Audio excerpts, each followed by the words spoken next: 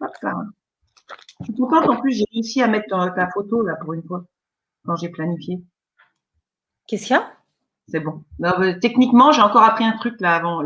Comme je t'attendais, du coup, techniquement, j'ai regardé les trucs, j'ai fait mieux que d'habitude, donc c'est cool. Ah bah tu vois. Et ben voilà, super. Et ben, alors, je vais juste réactualiser parce qu'on a démarré. On n'est pas encore arrivé sur Facebook. Et puis, on va faire les partages dès que je te vois apparaître. Impeccable. Hop là. Donc là, tu dois l'avoir pour voir le partage sur ton profil à toi, Béa. Alors, bonjour à tous, bonjour à toutes. Alors attends, je vais aller sur le Finalise les aspects techniques et puis on va démarrer l'interview avec Béa, en Harry, qu'on ne présente plus. Je sais qu'on va avoir pas mal de groupes de PPI, de la PNL, qui vont être parmi nous. Et je vais mettre en profil public aussi pour qu'on puisse voir vos commentaires. Sinon, effectivement, donc si vous voulez interagir avec nous pendant ou même après quand vous êtes en replay, voilà, super. Hello Oriane, c'est bon, je vois vos commentaires. Anne, hello. Salut Anne, bienvenue à toutes et à tous pour ceux qui nous rejoindront. Donc, faites-nous vos remarques au fur et à mesure.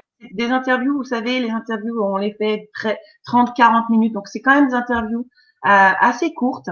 Donc, profitez-en pour poser les questions au fur et à mesure auprès de Béa.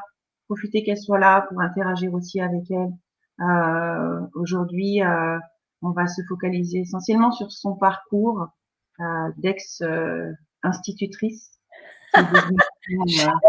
Des fois, je me demande si je le suis pas encore un peu. C'est ce que j'allais dire, c'est-à-dire qu'elle est devenue maintenant accompagnatrice, mais finalement tu l'étais déjà. Voilà, on part toujours avec un petit bout de soi-même partout où on va. Exactement. Hello Jérémy. Jérémy fait hello les femmes. Hugues. Et c'est bon, de ton côté, tu peux partager.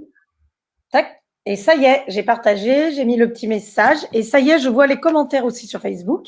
Donc, tout est parfait. Bonjour tout le monde. Bonjour, bonjour. Yes, yes. Super. Oriane, Anne, Jérémy. Voilà. Et puis, alors, si vous êtes là, dites-nous d'où vous êtes, ce que vous faites, pourquoi vous êtes là, qu'est-ce que vous voulez apprendre spécialement dans cette interview.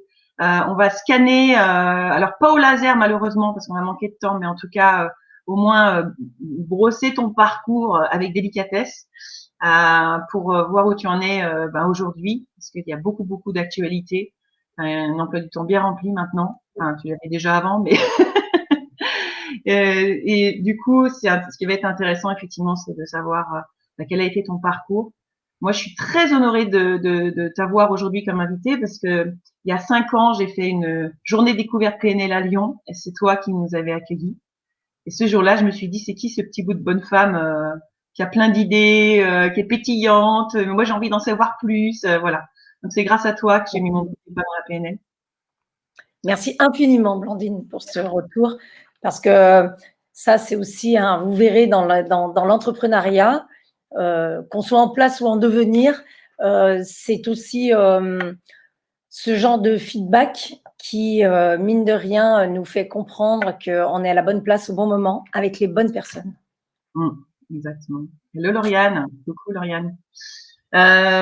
Et donc, alors on va commencer l'interview. Donc très rapidement, donc l'intérêt de ces interviews, comme je vous l'ai expliqué au début, c'est de pouvoir faire un maximum d'interviews de femmes. Alors en tout cas, moi je suis partie sur une série, on en a jusqu'au mois d'août, une fois par semaine, de femmes qui, comme vous peut-être, ont été à un moment donné dans ce choix à faire entre l'entrepreneuriat, enfin entre le salariat ou le fonctionnariat et l'entrepreneuriat. Et puis peut-être êtes-vous dans cette transition-là, peut-être êtes-vous juste en train de le considérer. En attendant, c'est par le biais de différents parcours et différentes personnalités que vous pouvez voir si ça vous convient et si ça vous convient, quelles sont les clés pour trouver des ponts, des raccourcis, éviter certains écueils et aller chercher les bonnes alliances pour pouvoir vous développer dans votre dans votre entreprise, dans votre travail et dans l'activité que vous développez, qui est souvent votre activité de cœur qui est en train de jaillir et qu'il est important comment dire, à la fois de préserver et à la fois de bien accompagner. Hello Rose. Alors très rapidement, moi, je suis devenue coach de vie également maintenant, et avec toute cette transition. J'étais prof d'anglais pendant 15 ans dans l'éducation nationale. Donc forcément, Béa, bah, quand tu parles de ton expérience en tant qu'instite, il y a beaucoup de choses qui résonnent en moi. Et je trouve ça passionnant de pouvoir faire ces échanges par rapport à toutes les peurs qu'on peut avoir encore parfois quand on débute une nouvelle activité. Et de voir ben, différentes étapes qui vont peut-être aider les personnes qui vont nous regarder pour prendre des raccourcis. Donc, merci à toi d'être là. Avec grand plaisir. C'est un grand plaisir. Puis d'ailleurs, dès que tu m'as demandé, j'ai pas hésité parce que faut toujours se rappeler d'où on vient. Et il faut toujours se rappeler les joies et les ouvertures qu'on a eues et aussi les freins et les blocages et se dire, moi, en termes de contribution, bah, qu'est-ce qui m'anime là-dedans? Qu'est-ce qui me parle? Donc, quand tu m'as expliqué le concept des interviews que tu présentais, bah, j'ai dit, bah oui, quoi. Mais bien sûr. Avec grand plaisir. Et je confirme que tu n'as pas hésité une seconde. Et avant même de repartir dans ton passé, quelles seraient les célébrations que tu as à faire en ce moment?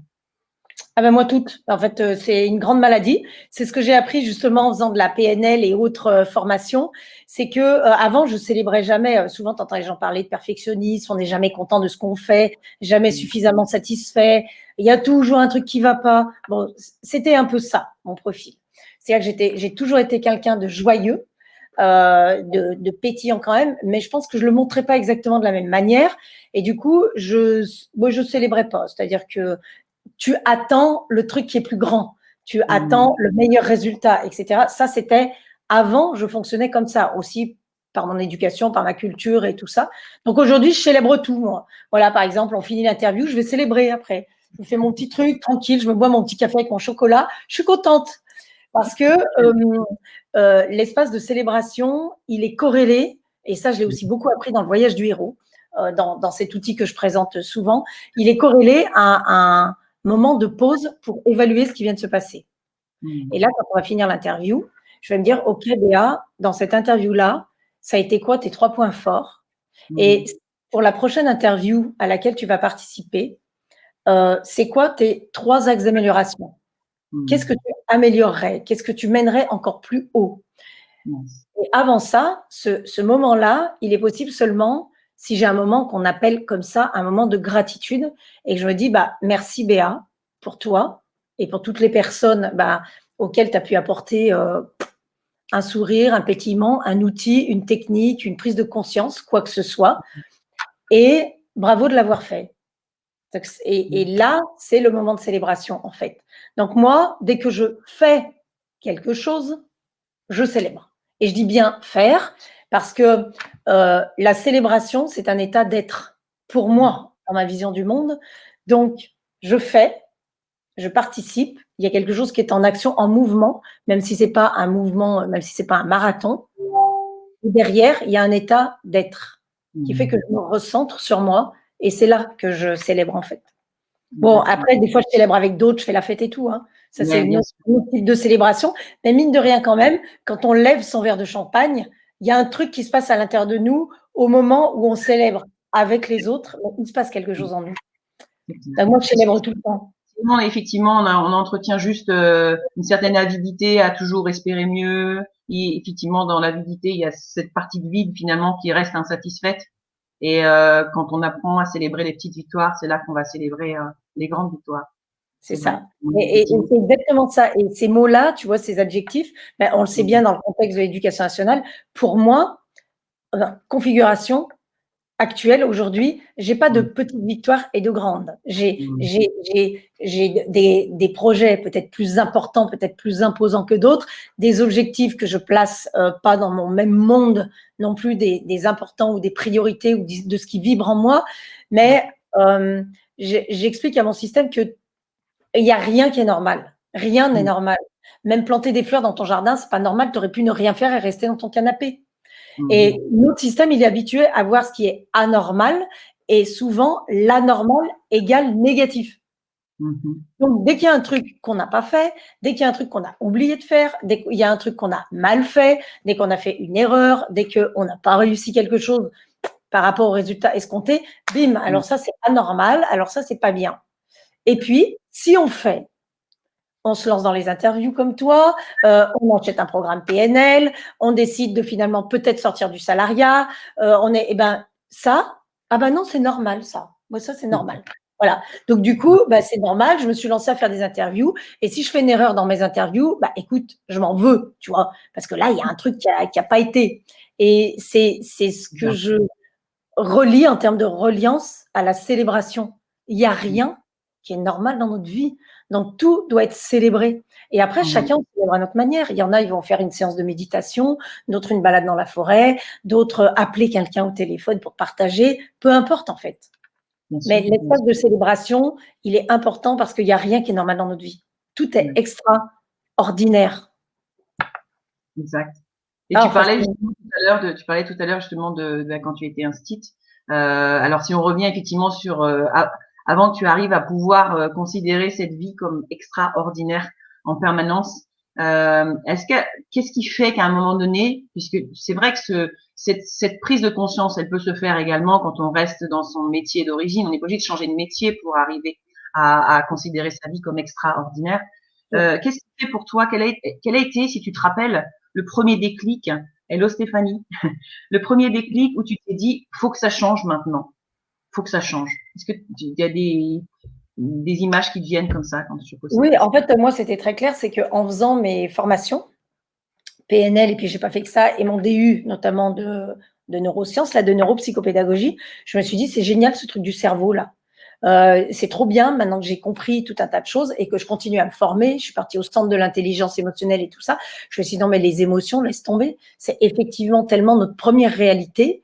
Le pouvoir qu'on nous donne quand on arrive sur cette terre, c'est notre pouvoir émotionnel, mais personne ne nous donne le mode d'emploi. Donc, on t'apprend l'anglais, on t'apprend même à courir ou à jouer au tennis, on t'apprend les maths, on t'apprend à lire, on t'apprend à conduire, mais on t'apprend jamais comment fonctionne ton système émotionnel.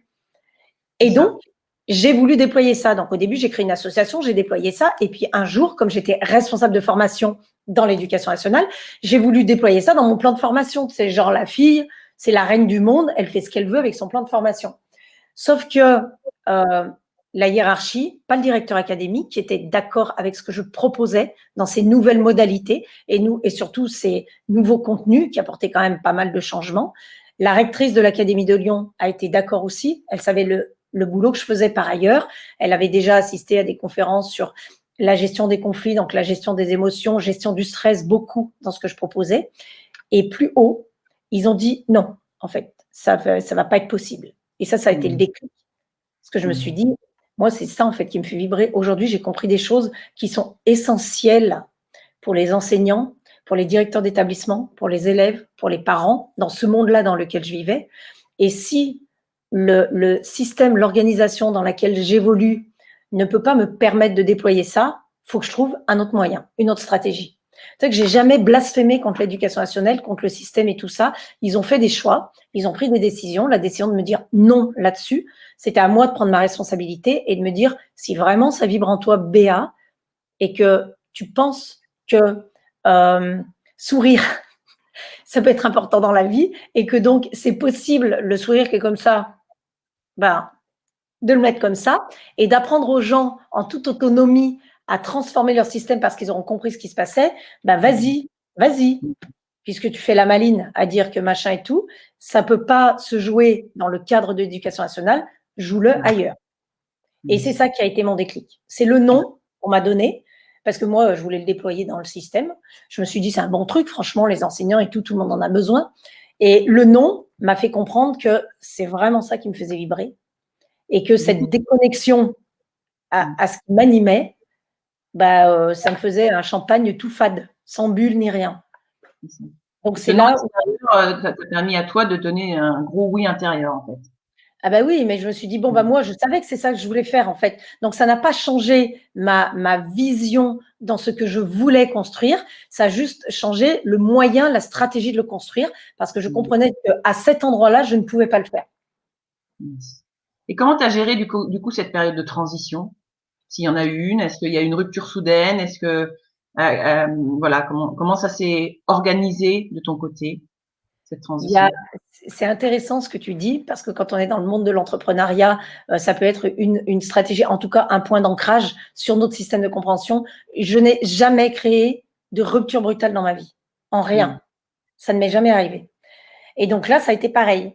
La rupture, elle est sur le fait que, ok, j'ai le déclic, bon bah d'accord, bah je sais que je vais pas rester du coup. Je vais pas rester là. Je sais pas comment je vais faire, mais ça par contre, je le sais, je vais pas rester. Et donc après, mais j'en ai beaucoup parlé autour de moi pour trouver des solutions. Et c'est là que les alliances, elles sont extrêmement importantes et que la patience, on comprend que c'est une vertu riche. Parce que moi, j'ai mis 4 ans pour construire ma sortie de l'éducation nationale. Je ne suis pas sortie en 6 mois, ni en 8 mois, ni en 12 mois. J'y suis allée progressivement pour construire une maison solide. Yes. Avec des piliers bien bétonnés. Et ça ne veut pas dire que c'est la meilleure solution. Pour moi, c'est ce qui était sécuritaire. Donc, j'ai pu sortir, comme on dirait, là, de ma zone de confort, aller vers quelque chose peut-être de plus insécure, mais parce que j'ai sécurisé mes arrières. De quoi j'ai besoin? J'ai besoin d'argent. Donc, comment je peux sécuriser l'argent? Eh ben, parce que quand tu sors de l'éducation nationale, tu démissionnes. Donc, déjà, on a refusé 2 fois ma démission, sur les 4 ans. Déjà. Bon, ils ne voulaient pas que je m'en aille. Et ils ont le droit de refuser la démission. Mais quand tu sors de l'éducation nationale, tu n'as pas le droit de t'inscrire au Pôle emploi, tu n'as pas le droit de t'inscrire à l'APEC ni à rien du tout. Donc, tu n'as pas le droit d'accéder, éventuellement, si tu as besoin de redevenir salarié dans un autre contexte, aux offres d'emploi ou aux formations de ce type-là, encore moins à une quelconque indemnité. Autrement dit, ma boîte, elle ne marche pas, j'ai rien, j'ai zéro. Je n'ai pas le droit à l'ACRE.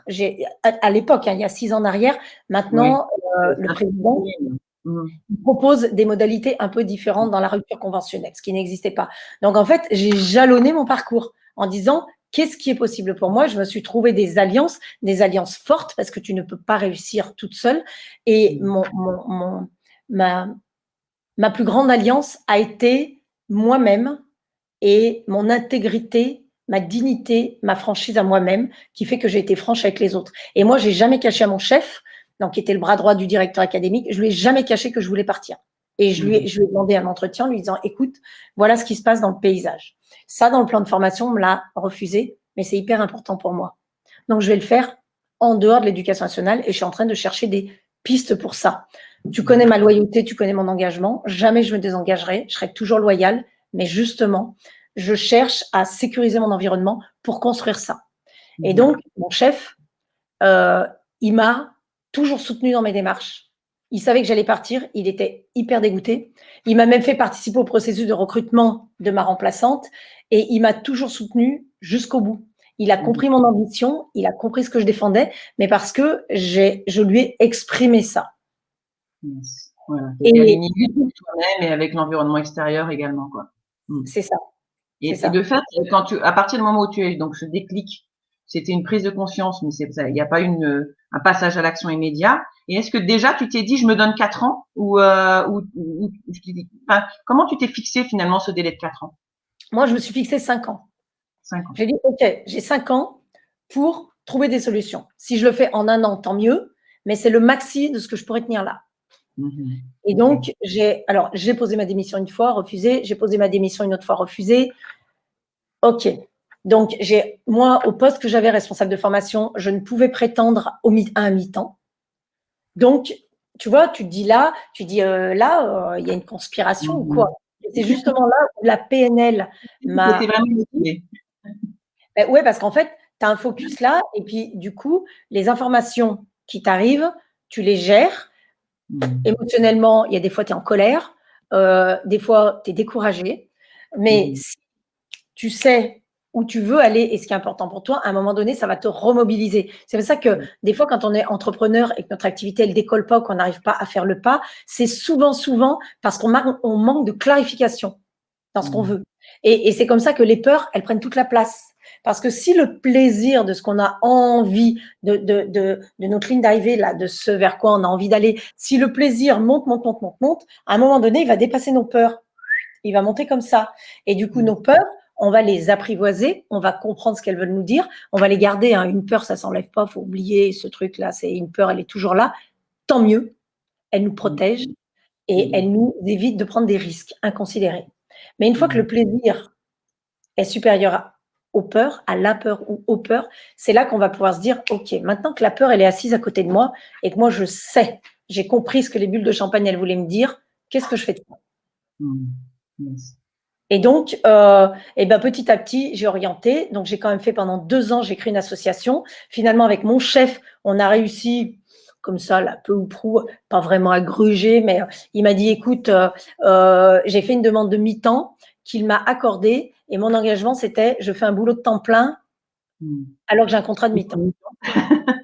Donc, j'ai travaillé jour et nuit, vous vous imaginez, hein, ça vient pas du jour au lendemain, j'ai travaillé jour et nuit sur mon boulot de l'éducation nationale pour rendre le boulot que je faisais en temps plein et sur l'association que j'ai lancée où j'étais présente à mi-temps sur des ateliers, des trucs comme ça et ça m'a permis de voir ce qui fonctionnait, d'orienter, de tester, etc. Et c'est pour ça que c'est important les alliances parce que les alliances peuvent vous permettre de réaliser des actions ou de monter des plans que vous n'auriez même pas imaginés. Moi, c'était marqué noir sur blanc sur les papiers que sur mon poste, j'ai pas le droit à un mi-temps. Yes. Et justement, du coup, alors déjà, comme tu dis, les alliances, c'est fondamental parce qu'on pense qu'on avance tout seul, mais en fait, pas du tout. Que ce soit dans notre ancien métier ou effectivement le nouveau qui arrive. Et également, comment toi, tu as géré, puisque tu disais que tu bossais sur plein de temps sur l'équivalent d'un mi-temps, plus ton développement à côté, plus des enfants, enfin voilà. Donc, comment tu as fait pour ne pas aller jusqu'au burn-out, qui est parfois ce vers quoi tendent certains néo-entrepreneurs, alors qu'ils viennent chercher une liberté, puis finalement ils s'épuisent à cumuler plusieurs emplois. Comment tu as réussi à gérer pour toi, préserver ton niveau d'énergie, d'enthousiasme pour tenir finalement? Mais en fait, là, j'ai vu Jérémy qui disait au-delà de la vision, les valeurs et savoir ce que l'on veut vraiment. Et moi, personnellement, mes valeurs, parfois, elles ne m'ont pas portée parce que je me suis trompée de valeur. C'est pas que j'étais à côté de mes valeurs, c'est que je pensais que telle et telle valeur, c'était ce qui était à l'intérieur de moi, alors que ça l'était pas. Et la vision que j'ai eue, quand on a une vision, elle est automatiquement corrélée à ce qui est important pour nous. C'est automatique. Si on dit, j'aimerais trop faire des spectacles, c'est qu'il y a quelque chose en termes de valeur d'important qui nous parle là-dedans. Et donc, moi, ce qui m'a toujours soutenue, c'est le take care anglais. C'est-à-dire que j'ai toujours pris soin de moi, tout le temps. C'est que les gens, ils me disent, oh là là, Béa, elle met jamais son bouton sur off, elle a une énergie débordante, oh là là, laisse tomber, on peut plus la supporter. Bon, bref, voilà. Mais ce que les gens ne voient pas. Elle pète sa mère. Elle pète sa mère. Mais ce que les gens ne voient pas, c'est que tu ne peux pas être dans cette énergie haute si tu ne crées pas un équilibre avec de l'énergie basse. Et l'énergie basse, elle m'appartient, en tout cas pour moi, c'est le calme. Parce qu'il y en a qui disent, ah oui, l'énergie basse, c'est la sérénité. Ben, je ne sais pas. Moi, je peux être très sereine en énergie haute. C'est d'ailleurs comme ça que je suis la meilleure. Quand je suis sereine, quand je suis dans la paix, je ne suis pas forcément en basse énergie. Je peux être dans une paix absolue et être en haute énergie parce que c'est justement là où je vais créer de la fluidité. Je vais créer quelque chose qui avance de manière tout à fait simple, de la simplicité. Et donc, tous les jours, je prends 1h30 pour moi. Alors, autrement dit, effectivement, tout ce que j'ai à faire à côté, je le compresse. Des fois, voilà, machin, c'est à moi de choisir aussi. Ça c'est vrai à l'heure actuelle, mais ça a été vrai aussi sur toute cette période de transition. Oui, ça a été vrai sur la période de transition parce que c'est la période de transition qui m'a permis de mettre ça au point. Parce qu'en fait, moi, je suis très sportive. En tout, moi, je peux aller marcher dans la forêt, moi j'appelle ça du sport. Je nage beaucoup, enfin quand les piscines sont ouvertes, mais ça c'était une autre époque. Et quand j'étais dans cette période de transition, j'ai éliminé tout un tas de choses là comme ça qui étaient de prendre soin de moi. Et un jour, j'ai regardé mon emploi du temps parce que je disais oui, j'ai plus le temps de faire ceci, j'ai plus le temps de faire cela. Et on m'a dit oui, mais qu'est-ce qui est écrit dans ton emploi du temps? C'est comme le chariot où il y a la nourriture, il y a l'alimentation que tu achètes. On dit, dis-moi ce qu'il y a dans ton chariot, je te dirai qui tu es. Ouais, c'est pareil. Montre-moi ton agenda, je te dirai qui tu es. Et dans mon agenda, il y avait mon boulot, et puis rendez-vous chez le dentiste, machin.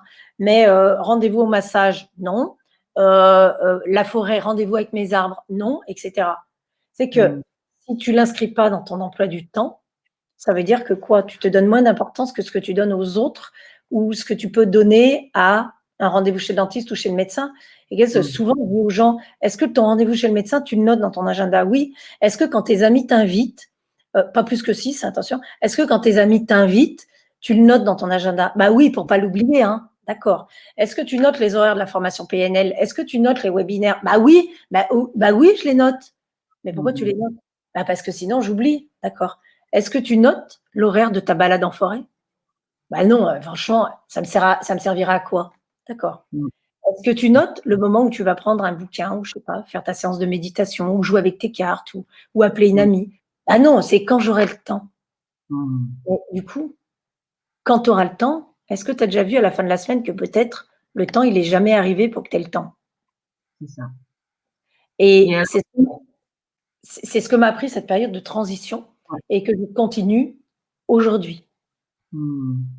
Et est-ce que finalement de pouvoir s'accorder ce temps, comme on parle souvent de l'image du masque d'oxygène, à se donner, à se poser d'abord sur soi-même avant d'aider les autres. Est-ce que ça t'arrive des périodes où tu te laisses redéborder justement par le cumul des activités à faire et de te rendre compte de nouveau que peut-être justement parce que tu t'accordes ce temps pour toi, ça te donne encore plus d'énergie, d'efficacité pour finalement gérer le reste? Carrément, carrément. Ah bah oui, forcément. En plus, quand on est dans l'auto-entrepreneuriat, des fois, il y a des tas de choses qui nous arrivent, qu'on a construit pendant des mois et d'un seul coup, tout le monde nous répond en même temps. Donc oui, déborder, oui, parce qu'on se dit, mais ils se sont téléphonés les gens ou quoi là? D'un seul coup, tout arrive et on ne sait plus forcément où donner de la tête. Donc toujours, en tout cas moi, j'ai toujours ça en conscience. Et si par exemple pendant un jour ou deux, je suis humaine, hein, et ben j'ai pas pris ce temps-là. Je dis, c'est très important, Béa, parce que tu sais exactement où ça peut te mener si tu ne prends pas du temps pour toi. Les enfants, ils le font de manière tellement intuitive et inconsciente. Dans mon spectacle, j'appelle ça l'éloge de la lenteur. C'est toute ma partie sur l'observation. Tu sais que le gamin, il est planté dans le jardin, tu sais pas ce qu'il fait, hein. Tu sais pas. Et il regarde, mais tu sais pas ce qu'il regarde non plus, hein. Mais d'ailleurs, lui, des fois, il sait pas non plus, il rêve. Et nous, on le bouscule. On lui dit, mais qu'est-ce que tu fais dans le jardin? Ça fait 10 minutes que tu es planté là. Mais il est sur lui, tu vois. Et nous, ça, on ne sait plus faire. C'est ce que j'appelle l'éloge de la lenteur. Et les enfants, ils l'ont bien compris. C'est que perdre du temps, c'est en gagner, en fait. Et tout ce qu'on imagine dans perdre du temps et qui serait pas relié à l'éparpillement, et quoique, moi, je pense que quand on dit « Oh là là, j'ai perdu tout mon temps », c'est pas un hasard. On a fait de ce temps-là, finalement, qu'on a soi-disant perdu. C'est surtout ça. C'est ça. Si tu as l'impression d'un seul coup, tu t'es éparpillé, tu as bu ton café trop longtemps, tu as papoté avec la voisine, alors tu sais machin et tout. Après, tu dis, oh là là, j'ai perdu tout mon temps à rien faire. Alors, je sais que je dois préparer ce module de formation. Mais si tu as fait ça, en vérité, c'est qu'il y avait une bonne raison. Donc, ce qui peut être intéressant, c'est de chercher ça. Mais moi, les enfants sont une source d'inspiration infinie pour moi. Et je ne dis pas il faut être ou il faut le faire comme eux, parce que eux, ils sont seulement dans le mode émotionnel et ils ne maîtrisent pas la structure, ils ne maîtrisent pas l'analyse, la compréhension. Et on en a besoin fondamentalement pour avancer et encore plus, enfin, pas encore plus, mais aussi quand on est entrepreneur. Et de fait, quand tu parles, pardon. Et de fait, tu parles effectivement de ce que tu as mis en place consciemment et qui te sert toujours maintenant pour gérer une bonne structure, un bon emploi du temps, une belle énergie. Et tu parles des enfants, ça me permet de rebondir sur la question suivante qui est, en gros, qu'est-ce que tu as emmené avec toi de ton ancien métier qui te sert encore aujourd'hui, en fait? Les émotions.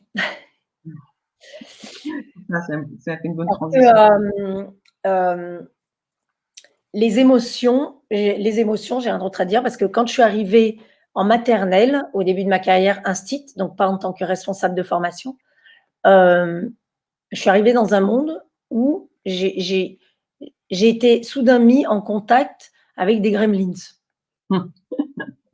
Tu sais, les elfes, les petits lutins et tout, moi je voyais pas. Moi j'en avais 34. J'ai dit, c'est quoi ces trucs? ça t'écoute pas, ça court partout. Toi, tu as un programme à faire, éducation nationale, tu te dis, mais comment je fais? L'autre, il mange la pâte à modeler, l'autre, il coupe les cheveux de la voisine, il se gratte le nez, enfin bref, et tu te dis, mais tu sais, j'ai pas été formée pour ça, en fait, et je comprends rien ce qui se passe. Et eux, ils vivent dans leur univers émotionnel, dans leur réalité, en fait. Que nous, on vit dans notre monde des grands.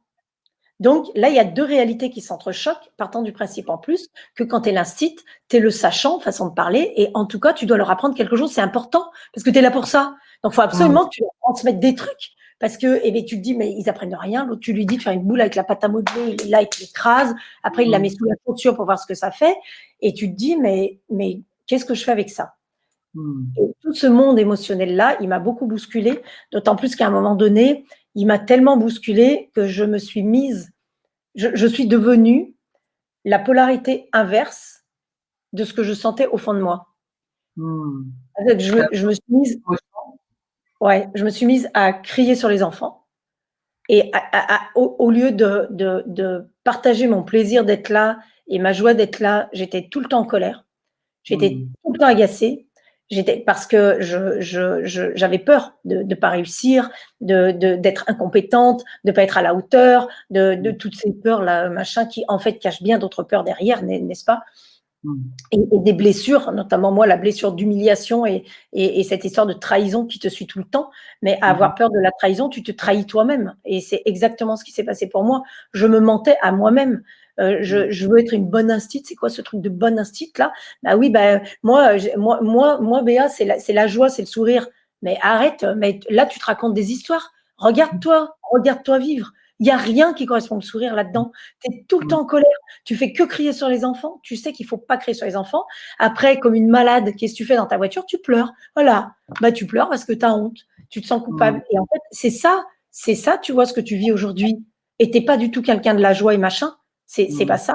Alors qu'au fond de toi, dans ta malle, là, dans ta boîte de Pandore, c'est ça qu'il faudrait que tu ouvres. Mais du coup, qu'est-ce qui se passe? Et le pire, c'est que tu as 3 enfants et que eux, ils prennent tout ce que tu ne décharges pas émotionnellement dans ta journée. Donc, je me suis retrouvée confrontée à un monde émotionnel qui m'a submergée, dépassée. J'ai rien compris. Et du coup, c'est le focus que j'ai travaillé en PNL et je suis allée me former doublement là-dessus. Évidemment, dans un système d'interdépendance à tout le reste. Comment voulais-tu que j'atteigne des objectifs ou que c'était impossible? C'est que même quand on va à la kermesse de l'école, je trouvais moyen de leur hurler dessus. J'étais là, on faisait la danse, j'étais 1, 2, 3, 4. C'est militaire, quoi. Alors, du coup, ça, tu l'as emmené avec toi? Non, t'es pas partie avec ça. Non, mais c'est que quand j'ai compris, évidemment, je me suis fait coacher et compagnie. Et quand j'ai compris comment ça avait tourné, j'ai compris que je n'étais pas une mauvaise personne et que je n'étais pas incompétente en tant qu'instit, ni en tant que maman, et que donc, tout ça, c'était juste une question de vibration et de comment ce que je recevais comme énergie résonnait en moi. Et du coup, comment dans cette imprégnation-là, dans cette intégration, j'étais capable de le redonner, de le relancer. Alors, c'est là que je suis allée travailler sur le monde émotionnel que tu bloques, les machins, et c'est là que tu t'aperçois que oui, il y a des valeurs, oui, on t'a transmis la valeur de respect, mais qu'est-ce que tu mets derrière le respect? Parce que si tu as un besoin d'organisation ou si tu as un besoin de partage, ta valeur respect, tu ne vas pas la vivre de la même manière. Et moi, dans ma famille, il y avait un besoin d'ordre très fort dans ce qu'on m'a transmis. Donc, le respect était vécu sur l'ordre, la hiérarchie. Tu dis pas ça à pépé mémé, tu dis pas ça à papa ou maman, tu ranges ta chambre, tu fais ça. Et c'est ça, respecter les autres. Tandis que moi, ma manière de respecter les autres, c'était d'être en lien avec eux. C'était de les écouter. Et donc, oui, j'étais sur la valeur de respect de ce qu'on m'avait transmis en termes d'éducation, par exemple, et de culture aussi, mais j'avais pas les mêmes critères pour la faire vivre. Et c'est ça. Tu modélisais quelque chose, en fait, qu'on t'avait imposé de l'extérieur, mais que tu n'avais pas intégré en toi. Exactement. Et c'est cette transition, enfin, c'est justement ce décalage-là qui t'a permis après d'aller chercher les informations pour s'aligner avec ta valeur à toi, effectivement. En tout cas, pas la même valeur, mais une déclinaison, une autre forme de la décliner, quoi. C'est ça. Et c'est pour ça que, moi, par exemple, c'est pour ça que je rebondissais sur ce qu'écrivait Jérémy tout à l'heure, parce que moi, mon envie, tout le temps, ça a été de faire rire les gens. Mais tout le temps. Mais depuis que je suis petite. Et les gens disent, ah, mais elle nous fatigue. Mais arrête de faire le clown là tout le temps. Et ça ne veut pas dire que ces gens-là, ils veulent tous faire rire les gens. Mais moi, c'était mon kiff, moi, voir les yeux des gens pétiller parce qu'ils sont émus de quoi que ce soit, même s'ils rient pas aux éclats là. Mais juste ce truc-là, c'était que je peux mourir demain, en fait. Ouais. Et ça m'a animée tout le temps. Et c'est pour ça que je rebondissais sur ce que disait Jérémy tout à l'heure, parce que du coup, quand j'ai retravaillé sur mes valeurs, et encore en Prat, et encore en Maître Prat, notamment en PNL, et plus loin que ça dans le travail que j'ai fait en coaching, mais jamais ma valeur, la beauté n'est jamais sortie dans mes valeurs classiques, je dirais. Pourtant, d'une certaine manière, cette forme d'élégance, de raffinement, de subtilité, ça m'a été transmis par ma famille. Mais j'avais jamais mis ça dans mes valeurs. Donc, cette précision-là que j'ai pu poser pour mieux comprendre ce qui m'habitait, que j'ai pu poser, par exemple, dans ce que j'ai fait en PNL, eh bien, ça m'a ouvert des portes, évidemment. Quand je mets créativité dans mes valeurs, les gens disent, mais c'est une valeur, cette créativité. Non, mais tu es créative ou tu l'es pas. Non, mais c'est pas une identité, en fait. Tu vois, c'est quelque chose qui te porte. Et puis, si à un moment donné, tu fais pas quelque chose de nouveau dans ta vie, quelque chose d'innovant, quelque chose de différent, quelque chose, je sais pas, d'atypique, d'original, de machin, et là, tu commences à t'éteindre, en fait. C'est ça. C'est quand l'énergie redescend et les valeurs sont plus nourries, quoi. C'est pour ça que c'est important, cette histoire de vision. C'est que si tout est possible, donne-moi une image de qui tu es. Donne-moi une image de ce que tu fais. Et là, c'est là que la vibration des valeurs, des importants, des besoins, on dit comme on veut, on s'en fiche, en tout cas de ce qui nous habite et de ce qui vibre en nous, c'est là qu'on peut ensuite, avec notre mental, le poser. Mais il faut le vivre d'abord, faut le ressentir. Et dans le travail, par exemple, sur les valeurs en PNL, on le vit dans cette mise à jour des valeurs. Ensuite, on le mentalise, on l'organise, on le structure. Et ensuite, on le revit à la fin dans le chemin de vie en disant, OK, et si t'es pas dans tes valeurs et si t'es machin. Et donc, c'est un équilibre, voilà, entre ce qui est vécu, ce qui est posé, ce qui est structuré, et puis finalement, ce qu'on décide d'en faire in fine. C'est ça. Et c'est intéressant, c'est vrai, cet outil-là, parce que ça permet vraiment d'aller l'expérimenter au fond et pas juste rester dans le mental, en fait. Et du coup, il y a Anne qui dit, alors je rejoins, il y a une question de Stéphanie et de Anne, notamment sur la PNL. Donc, tu as commencé la PNL à quel moment dans ton parcours? Et Stéphanie, donc je peux pas afficher les deux questions en même temps. Est-ce que c'est par la PNL que tu as compris ce mécanisme de déclinaison? Oui, en tout cas, oui, si c'est déclinaison des valeurs, parce que c'est grâce au travail que j'ai fait sur les valeurs en PNL que j'ai revisité mes valeurs, parce que j'avais commencé un accompagnement en psychologie. Quand mon père est décédé, tout ça, j'avais eu besoin de soutien, d'un soutien différent. Et on avait travaillé sur les valeurs, sur ce qui me portait et tout ça. Mais on avait fait un travail de mon cerveau, quoi. De mentalisation, ce qui était très bien. C'était de la réflexion. Donc, c'était très bien. Et quand je suis arrivée en PNL, donc la PNL, j'ai commencé en 2021, en 2010, il y a 10 ans. D'accord. Et donc, toi, dans ton parcours, tu étais déjà, en fait, encore un site et tu as commencé à apprendre la PNL à ce moment-là? C'est ça, exactement. Et là, il commence avec sa mise à jour des valeurs, marche en forme de 8, machin, tu fais 80.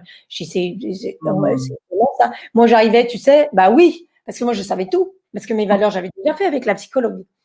Et hein? Tu avais bien travaillé. Ah ben, j'avais trop bien travaillé, comme une bonne élève. Et puis là, ça te saute au visage. Tu te dis, mais waouh! Et là, dans tes valeurs, tu mets plus la communication ou les relations, tu mets la connexion. La connexion, c'est comme quand je me sens reliée aux autres, à l'environnement, à l'univers. Mais jamais tu as sorti ça de ta vie. Tu vois, je suis encore émue. Tu te dis, mais d'où ça sort ce truc? Et en fait, quand tu revisites ce qui t'a toujours porté, tu te rends compte que la connexion, elle a toujours été là. Et que finalement, à chaque fois dans ta vie où tu as été déconnecté, je parle de moi évidemment, que j'ai été déconnecté de moi, des autres, de l'environnement, de l'univers, c'est à chaque fois ce moment-là où mon système émotionnel, il a été mis à mal. De la frustration, de la colère, de la tristesse, et que c'est venu toucher mes blessures, tant mieux, ça m'a fait grandir, mais que c'est venu toucher des endroits qui me faisait mal. Et à chaque fois que j'ai été reliée, alignée sur cette histoire de connexion, et c'est pour ça que prendre soin de moi, c'est très important, parce que dès que je me déconnecte de moi-même, je ne peux pas donner le meilleur de moi aux autres. C'est totalement impossible pour moi. Et donc, c'est ce que m'a appris la subtilité du travail sur les valeurs en PNL, et beaucoup plus loin que ça, que nos valeurs, elles étaient fondamentalement soudées à notre système de croyance. Si je crois que ça c'est bien ou que ça c'est bien, ben finalement, je vais avoir une valeur respect importante, une valeur loyauté, une valeur engagement. Et du coup, comme je crois que, comme j'ai une valeur engagement, je crois qu'il faut que j'aille jusqu'au bout. Et même si les modalités du contrat changent, moi, je vais quand même respecter ma valeur engagement. Ouais. Et ça a été une explosion à l'intérieur de moi. J'ai fait le protocole des questions puissantes sur la boussole du langage avec Paul dans la forêt d'émeraude à Pralognan, avec Paul Pironnet, pour les personnes qui me regardent et qui ne sont pas sur le parcours. Et ça a été un choc violent pour moi, parce qu'il m'a posé une question, plus une question, plus une question, plus une question, et il m'a emmené à l'intérieur de moi très profondément. Je me suis laissé faire aussi, hein, mais et ce chemin-là, je me suis dit, c'est infini, et merci. Et tu vois, et là, j'étais connectée à moi, à lui, aux gens qui nous regardaient. Vous voyez comment ça se passe dans une formation, même derrière un écran, et à la nature. Et là, précisément, j'ai compris ce que la nature avait à me dire de ma propre nature. Et ça a été top. Ça a été top. Donc, la PNL, j'ai commencé quand j'étais encore instite, et quand j'ai senti que j'avais besoin, j'étais sur le trampoline, mais je savais pas comment il marchait le trampoline. Tu sais, tu fais sur le trampoline, tu sautes un peu, mais tu t'aperçois pas qu'en fait tu peux faire un saut quantique, un saut très élevé. Ouais. Tu es lourd, en fait, tu es lourd sur ton trampoline, tu vois. Donc, et toi, tu as ressenti une accélération à un moment particulier ou pas? En lien avec quand j'ai changé mon focus, quand j'ai changé mon état d'esprit. Quand j'ai changé mon état d'esprit, ça a fait toute la différence, parce que j'ai compris des choses, clac, clac, clac. J'ai aligné des choses, j'ai senti des vibrations. Tu sais, c'est presque, c'est irracontable en fait. C'est ça vit au fond de toi, que d'un seul coup tu te dis yes. Et après t'es lancé. Après t'es inarrêtable. Mais t'es inarrêtable, pas en étant relié que spirituellement à là-haut. Tu as aussi un ancrage, tes racines, parce qu'il faut le fil doré là, qui t'ancre au sol et qui te permet de t'élever. Et donc, c'est pas quelque chose du monde des bisounours, des licornes, je sais pas qui là, qui te fait allez hop, je vais faire un spectacle. Les gens ils te disent t'as 40 ans. Toi, quand tu parles de ton spectacle, de toutes ces choses que finalement tu ne faisais pas avant ou que tu ne t'autorisais pas à faire avant, quelle a été la réaction de ton entourage alors? Si on prend juste l'exemple du spectacle, le jour où tu as dit OK, je fais un spectacle. Je redescends de Pralo, et dans ma voiture, j'avais parlé avec Polo. Je faisais déjà de la PNL, hein, et j'avais parlé avec Polo, je sais plus ce qu'on avait fait encore, il me dit ah viens, on fait une vidéo, parce qu'il aime bien faire des vidéos. Et là, il me pose plein de questions en fait. Et puis là, dans les questions, il me fait alors, quand c'est que tu fais un spectacle et tout machin.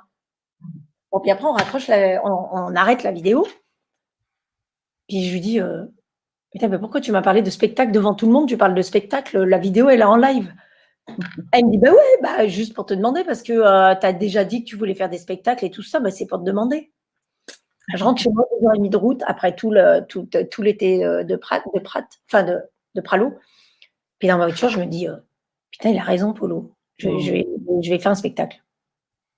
J'arrive chez moi, mes 3 enfants, je leur dis, ils me disent c'était bien Pralognan, ils connaissaient pas, à l'époque, ils connaissaient pas.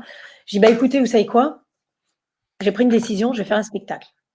Et là, 3 garçons qui ont à peu près, ils avaient à l'époque 5 ans, donc 22, 17 ans, 19 ans, 20 ans, tu vois, ils te regardent comme ça. On imagine les 3 perdus. Ils disent, tu vas faire un spectacle de quoi? Je dis, je vais faire un spectacle de rire. Ils font, tu vas faire rire les gens. Je vois, ouais. Mais tu vas les faire rire avec quoi? Je dis, bah, je vais leur raconter des trucs marrants sur les émotions. Et ils me font, ah bon, Avec l'émotion d'ado. avec les... Mais ce qui est intéressant, c'est que en fait, dans le processus des alliances, je leur ai expliqué vraiment ce qui était important pour moi. J'ai pris le temps, après, une fois que j'avais structuré, je leur ai tout expliqué. Ce qui était important, ce qui allait se passer, que j'allais moins les voir à certains moments, qu'on allait avoir besoin d'une nouvelle organisation, que c'est pas que je les aimais moins, c'est pas que j'avais un rêve et que finalement je les oubliais. Et c'est ça, c'est pour ça que je dis, on ne peut pas réussir tout seul. C'est parce que même les personnes qui ne sont pas dans votre projet, qui ne viennent pas avec vous, c'est important de les considérer et de leur exprimer ce qui se passe pour vous, ce que vous allez faire, ce que vous voulez devenir, et on s'en fiche finalement s'ils sont pas d'accord avec nous, mais ils ont les données, les informations, et après c'est leur responsabilité d'en faire ce qu'ils veulent. S'ils veulent faire la tête, s'ils veulent être fâchés, bah, à un moment donné, on va pas les abandonner, mais à un moment donné, ça nous concerne plus non plus. C'est pas une question d'égoïsme, c'est une question juste d'alignement, je sais pas comment dire. Et du coup, in fine, mes enfants, donc je leur parlais de mon spectacle, machin, bon, ils me posaient pas trop de questions, je leur en parlais pas trop. Et puis, petit à petit, ils sont venus me poser des questions. Alors, au fait, t'en es où avec ton coach? Alors, au fait, machin. Et un jour, je leur dis au dîner, je leur dis, vous savez quoi? Mon plus grand rêve, ce serait qu'on soit tous les 4 sur scène à l'intro de mon spectacle. Mais ça, ce serait génial. Et là, ils me regardent, ils font, ouais, ça s'appelle un rêve. D'accord. Le 26 novembre 2016, je suis derrière le rideau de mon spectacle et quand je rentre sur scène, il y a mes 3 garçons avec moi sur scène. Waouh. Un qui joue de la guitare et les 2 autres qui m'amènent sur scène là, comme une princesse là. Et ce moment-là, c'est quelques minutes là, donc ils sont restés à peu près 10 minutes sur la scène, 15 minutes. Ce moment-là, tu comprends, il n'y a personne qui peut le comprendre. Personne. Parce que c'est juste ce qui était improbable à la base. Et j'ai rien forcé, j'ai rien demandé, j'ai juste essayé d'être au mieux moi-même et de partager ce qui était important pour moi. Et à un moment donné, bah, ça a matché. Ça t'a embarqué avec toi juste parce que toi-même, tu avais cette foi-là qui fait que tu n'as pas essayé de convaincre l'extérieur, mais déjà toi, tu étais convaincu et d'être convaincu toi-même, ben, ça a drainé les autres à toi, quoi. Exactement. Ça, c'est un mot que j'adore que tu viennes de dire, convaincre. Parce que dans convaincre, il y a vaincre et il y a con. C'est ça. Et surtout, ça, c'est très usant et énergétiquement. Alors, bon, on a là, bon, bref, il est déjà 13h19. Alors, on va répondre à une dernière question de Stéphanie. Alors, c'est plus spécifique sur la PNL, moins sur ton parcours. Si tu peux peut-être brièvement répondre à sa question sur la PNL. Donc, c'est plus l'ancrage qui me manque. Donc, la PNL est dans les 2 sens, c'est-à-dire s'élever, ça est dans ce sens-là aussi, hein. C'est-à-dire sur l'être et puis sur le faire, évidemment. Pour obtenir, on est obligé de toute façon de faire un équilibre. Chacun son équilibre, hein. Ça peut être du 60-40, du 30-70, 50-50, chacun voit. Mais c'est vrai que pour obtenir, on est obligé de faire un équilibre entre l'être et le faire. Les ancrages en PNL, moi, si on parle des ancrages émotionnels et même plus loin que ça, ils m'ont énormément aidé parce que, évidemment, quand tu es toute seule avec 3 enfants, que tu quittes l'éducation nationale, tu as intérêt à avoir des sacrés ancrages. Voilà, tu vois. Et donc, les ancrages de connexion à, je sais pas, de la confiance, de la sérénité, de l'enthousiasme, ce genre de choses, tu en as besoin fondamentalement parce que tu peux pas toujours être en interaction avec les autres, ceux qui peuvent te soutenir, t'encourager, te donner des idées, te conseiller ou juste être présent sans rien te dire. Bah, ça peut pas être toujours le cas. Donc, il y a des moments où tu te retrouves seul avec toi-même et là, pour le coup, tout ce qu'on pratique en PNL, ne serait-ce que déjà sur le focus de comment je vois la situation, parce qu'il y a des jours où tu es désespéré. Hein. Il y a des jours, moi, j'ai fait des spectacles. J'ai fait un spectacle à l'Apollo à Paris. C'était mon rêve. Et j'ai fait trop confiance. J'ai fait confiance et j'ai pas assez cadré. Et je me suis retrouvée dans une salle de 180 places avec 21 personnes à mon spectacle. Moi, j'ai perdu tout mon temps. Hein. Et surtout, ton énergie, tu as intérêt à la garder parce que tu es en train de réaliser un rêve devant 20 personnes. C'est pas du tout ce que tu avais rêvé. Mais là, tu as eu des défaillances dans ta visualisation, dans ta prépa aussi, et surtout dans les alliances que tu as créées autour de toi. Et donc, ça t'apprend. Mais là, pour le coup, les outils de la PNL, l'état d'esprit que tu peux avoir sans te dire « Ouais, c'est pas grave, c'est un cadeau caché, c'est pas grave. » Si, c'est grave en fait. Hein. C'est grave. Parce que si tu dis « c'est pas grave », potentiellement, tu vas le refaire. C'est ça. Donc, oui, la PNL, et moi, je pense que quand on est entrepreneuse, entrepreneur, eh bien, quel que soit l'endroit où on peut glaner dans la PNL comme dans plein d'autres choses, des techniques, des solutions, des manières de penser, des manières d'être qui sont puissantes pour nous-mêmes, parce qu'il faut quand même bien se dire que plus personne nous fixe de cadre. On n'a plus de chef, on est en liberté. Mais le cadre, c'est nous qui nous le posons. Donc, il faut apprendre à dire non, il faut apprendre à dire stop, il faut savoir exactement ce qu'on veut, il faut clarifier nos enjeux, clarifier quel argent on veut, clarifier quel type de client on veut ou pas, clarifier ce qu'on veut faire exactement, clarifier la contribution qu'on veut donner. Et tout ça, c'est pas les gens qui nous le disent. Hein. C'est souvent d'ailleurs un des fantasmes des personnes qui sont salariées, qui veulent devenir entrepreneurs et qui se disent, bon, bah là, j'ai un cadre, après, ce sera youhou, vive la liberté. En réalité, si on reste dans ce flottement et qu'on se redonne pas soi-même de cadre, à moins d'être dans l'intuition en permanence, évidemment, ben en fonction d'un système de fonctionnement qu'on a eu auparavant, on a besoin de soi-même se remettre, comme tu dis, un cadre parce que sinon on n'avance pas quoi. Si on fait que confiance. Si ceci dit, il y a des personnes qui arrivent, hein, mais je pense que vu la manière dont on a été éduqué, vu la manière dont on a vécu, c'est difficile, en tout cas, de fonctionner avec 0 cadre. Quoi. Voilà. Oui, et puis, c'est-à-dire que ton espace de liberté s'inscrit dans un cadre. C'est tout, c'est point. Le cadre, on ne te demande pas qu'il soit comme ça, il peut être comme ça, hein, mais il s'inscrit dans un cadre. Quand on dit sortir de sa zone de confort, ça veut dire qu'on a une zone de confort. Donc, forcément, à un moment donné, dans certains endroits de notre vie, certains domaines, certains contextes, oui, on a une zone dans laquelle on évolue. Et c'est en élargissant cette zone qu'on se sent transformé, qu'on se sent plus grand, qu'on se sent nouveau, qu'on se sent évoluer, qu'on se sent en élévation. Donc, on a besoin, pour se sentir évolué, de critères de mesure. On ne peut pas faire autrement. On a besoin, oui, on en a besoin. Et évoluer sans cadre, ça n'existe pas. Comment tu mesures ton évolution si tu n'as pas de cadre? C'est ça, c'est ça. Mais sauf que ce mot, voilà. Yes, il y a Isagé qui dit, la PNL m'a fait revivre et renaître, m'a permis de devenir. Merci Béa d'avoir été sur mon chemin. Alors, juste avant de conclure, puisque bon, les enfants sont souvent dans l'imaginaire, j'aimerais bien qu'on finisse sur une métaphore. Si tu devais comparer l'animal que tu étais quand tu étais instit face à ces enfants en train de crier, de t'évertuer dessus, et l'animal que tu es maintenant, quel serait-il? Bah, tu sais, l'image qui me vient tout de suite, c'est l'image du chat et du tigre, tu sais, qui se regardent dans la glace. Et en fait, que tu vois pas forcément ce qui se passe à l'intérieur de toi. Et qu'il n'y en a pas un qui est meilleur que l'autre. Parce que l'intensité de ta colère, de ta frustration, colère ou tristesse, c'est de la frustration, l'intensité de ta frustration, elle est toujours corrélée à la force du désir que tu as en face.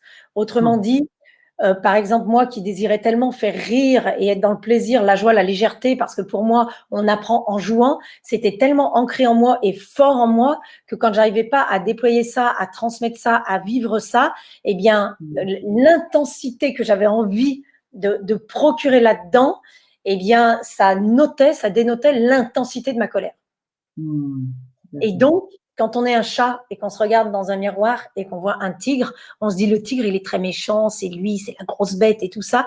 Et qu'en fait, peut-être pas, mais ce qu'il y a d'intéressant de comprendre, c'est qu'est-ce qui réunit les deux à l'intérieur, en fait. Et justement, de ces deux choses-là, l'ombre, la lumière, le yin, le yang, les gens appellent ça comme ils veulent, peu importe, qu'est-ce qui se joue de nos complémentarités? En fait, les gens, ils disent, je vais enlever mon masque, mais oublie d'enlever ton masque et Li Yung. Parce que on a des masques. Là, je te parle en interview. Si ce soir, je bois une bière avec mes amis, je vais pas leur parler pareil. Alors, il y a peut-être des gens qui vont dire, t'as un masque. Non, je sais qui je suis à l'intérieur de moi. Et pourtant, les gens vont pas me voir. Quand je suis au CODIR, je viens pas avec mon truc comme ça et mes petites brides là, tu vois. Eh ben non. Alors, les gens, ils vont dire, ah bah, tu mets un masque parce que du coup, bah, tu te présentes différemment et tout ça. Pour moi, non. Et puis, tant mieux. Je sais que les masques, tant que je joue avec ça, juste en proposant des formes différentes mais que le fond de moi-même, il est le même, c'est tant mieux. Ça veut dire que j'ai une belle capacité d'adaptation. Sauf qu'il faut de la compréhension. Bien sûr. Bien sûr. Béa, merci. Avec Merci plaisir. beaucoup pour cet échange. C'était un vrai plaisir. J'ai encore plein de questions. Bon, ce sera une autre interview. Merci à vous tous et à vous toutes d'avoir été parmi nous. Si vous nous regardez en replay, n'hésitez pas à mettre des commentaires. Yes. Ok, ce que je voulais dire aux gens qui vont raccrocher tout à l'heure et puis qui sont en questionnement sur leur business, qui l'ont déjà lancé, qui sont en train de le lancer, qui savent pas comment s'en sortir vraiment, qui ont un business qui performe et puis ils doivent faire des choix, ils savent pas quoi prendre comme direction. Je voulais juste leur dire que en chacun de nous, il y a un Père Noël. Le Père Noël, il existe. Faut arrêter de dire aux enfants qu'il n'existe pas le Père Noël. Le Père Noël, il existe. Sinon, comment on aurait des cadeaux, en fait? Parce que tous les jours, on a des cadeaux. Et c'est ça, quand on est entrepreneur, dans ce qu'on a envie, les enfants, ils ont envie de tel cadeau, tel cadeau, tel cadeau. Ils sont tout contents quand ils l'ont. Voilà. Et donc, en chacun de nous se cache un Père Noël. C'est-à-dire qu'on peut distribuer des cadeaux. Mère Noël, voilà. Et on peut distribuer des cadeaux à chaque moment de vie. Oui, c'est ça. Et on peut en recevoir aussi à chaque moment. Et moi, ce à quoi j'invite les personnes, c'est à voir cet invisible. Et c'est souvent quand on est en questionnement, on se pose. Et l'observation dont on parlait tout à l'heure, l'éloge de la lenteur qu'ont les enfants, ça leur donne une capacité à voir l'invisible qui peut nous, dans l'entrepreneuriat, même si ça paraît bizarre cette phrase, nous permettre de voir les cadeaux, les opportunités qui sont là, parce qu'elles sont là en fait. Et si on ne fait pas ce qu'on veut, on ne les verra pas. Exactement. Ouais, tout à fait. Merci Blandine infiniment. Je me tais, je te laisse conclure pour cette interview. Très belle interview. J'ai passé un moment, un très beau moment, précieux moment. Pareil, c'était tout à fait partagé, tout à fait partagé. Voilà, encore une fois, merci de d'avoir honoré de ta présence et de tous ces échanges. Il y a beaucoup de richesse et d'apport dans ce que tu dis parce que toi, tu es déjà quelque part de l'autre côté du miroir. Mais en même temps, comme tu dis, j'ai beaucoup aimé le miroir justement entre le chat et le tigre parce que bon, déjà j'aime bien rugir, hein, pour ceux qui me suivent, ils le savent. Et puis surtout, on ne renie pas qui on était en fait. On ne va pas avancer en reniant qui on était. On continue avec cette part de nous-mêmes et je pense que plus on va avoir d'amour pour cette entre guillemets ancienne part de nous qui en fait bien avec nous, et ben mieux on va s'ouvrir à notre nouvelle réalité quoi. Donc merci à toi, merci Béatrice, merci à tous d'avoir été là. Et merci à toutes les personnes qui nous ont suivis maintenant et qui nous suivront plus tard. Voilà, merci beaucoup. À très bientôt. Au plaisir de vous voir en vrai. Bye bye. Ciao.